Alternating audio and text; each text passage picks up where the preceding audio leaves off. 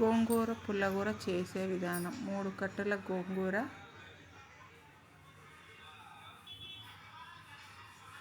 ఒక పెద్ద ఉల్లిపాయ,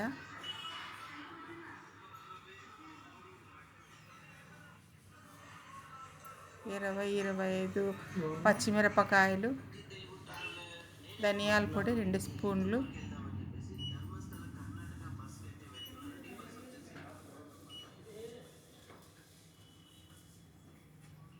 టమాటాలు 3,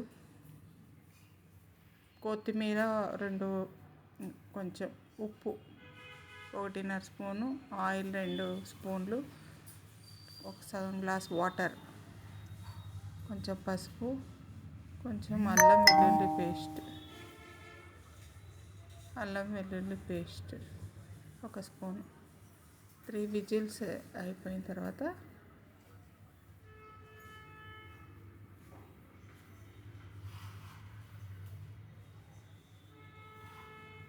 పప్పు గుత్తితో బాగా రాముకోవాలి.